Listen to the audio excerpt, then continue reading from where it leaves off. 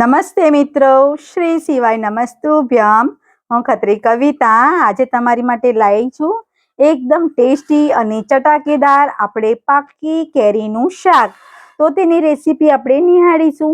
અને જો તમે મારી ચેનલ પર પહેલી વાર આવ્યા હોય તો પ્લીઝ સબસ્ક્રાઇબ કરવાનું ભૂલતા નહીં, જેથી તમને મારા નાના વિડીયોની નોટિફિકેશન મળતી રહેશે. તો હવે આપણે સામગ્રી જોઈ લઈએ.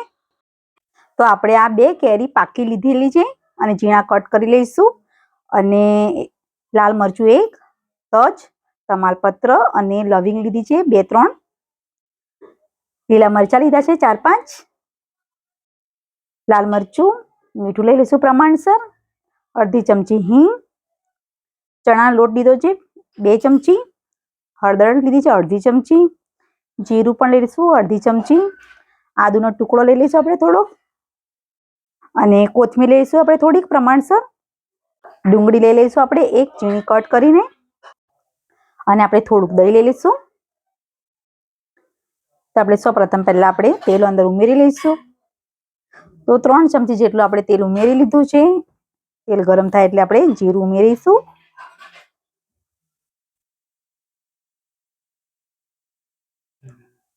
જીરું થાય એટલે તમાલપત્ર, લવિંગ,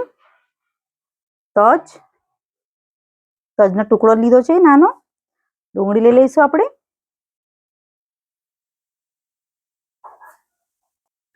અને કમ્પ્લીટ રીતે આપણે એને શેકાવા દેવાનું છે. તો આવી રીતે આપણે બરાબર કમ્પ્લીટ રીતે આપણે શેકીશું બરાબર. અને લાલ મરચું પણ આપણે અંદર ઉમેરી લઈશું, અને કમ્પ્લીટ રીતે બરાબર આપણે એને થવા દેવાનું છે. તો ડુંગળી આપણે થોડી ગુલાબી જેવી થાય ત્યાં સુધી કરવાની છે. અને મીઠું છે એ આપણે લઈ લઈશું. તો મીઠું આપણે પ્રમાણસર લઈ લેવાનું છે.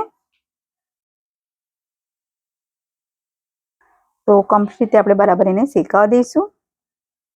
ત્યાં સુધી આપણે લીલા મરચાં, આદુ 1 ખાંડી લઈશું પહેલા.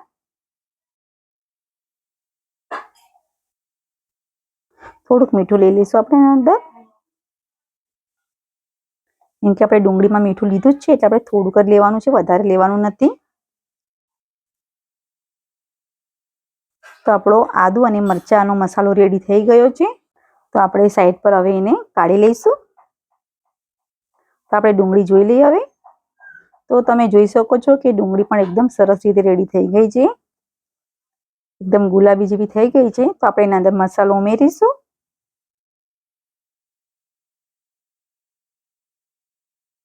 અને જો તમને તીખાશ ભાવે એ પ્રમાણે તમે એના અંદર મરચું ઉમેરી શકો છો.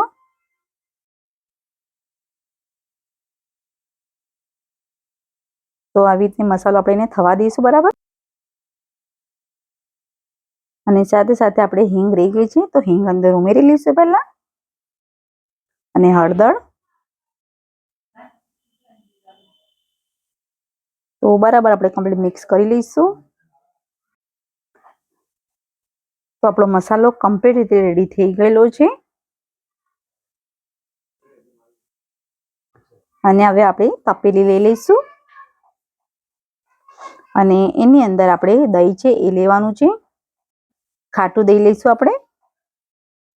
અને એની અંદર 2 ચમચી જેટલું આપણે ચણાનો લોટ લઈ લઈશું. તો કમ્પ્લીટ રીતે બધું મિક્સ કરી લઈશું આવી રીતે.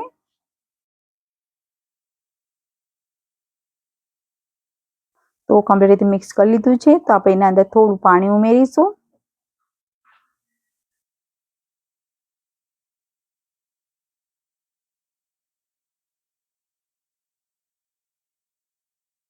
તો આપણે કમ્પ્લીટ રેડી થઈ ગયું છે. તો આપણે એની અંદર આપણે ઉમેરીશું.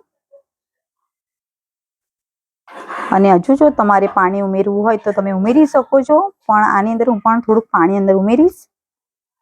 તો આપણે એની અંદર થોડુંક હજુ પાણી લઈ લઈશું. અને કમ્પ્લીટ રીતે બધું આપણે મિક્સ કરીને હલાવીશું. તો હજુ થોડી ઘટ લાગે છે તો આપણે થોડુંક હજુ પાણી લઈ લઈશું એમાં. અને જો તમને વધારે ઘટ્ટ ભાવતું હોય તો તમે પાણી નહીં ઉમેરો તો પણ ચાલશે. તો આવી રીતે આપણે કમ્પ્લીટ રીતે બધું મિક્સ કરી લેવાનું છે આવી રીતે.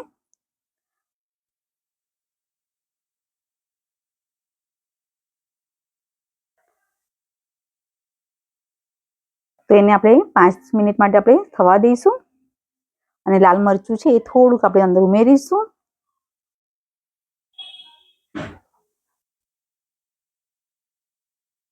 અને સાથે સાથે હવે આપણે કેરી છે એ બધી અંદર ઉમેરવાની છે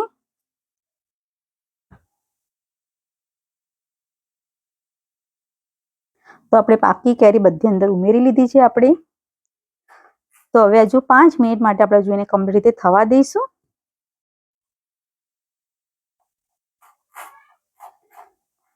તો 5 મિનિટ થઈ ગઈ છે તમે જુઓ છો તો તમે જોઈ શકો છો એકદમ સરસ રીતે આપણું શાક રેડી થઈ ગયું છે